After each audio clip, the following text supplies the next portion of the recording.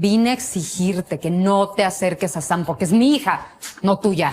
A lo que tú viniste fue esto. A mí me puedes lastimar todo lo que quieras, pero con la niña no te metas. No te atrevas a volver a tocarme, taquera. Tú y yo no somos iguales.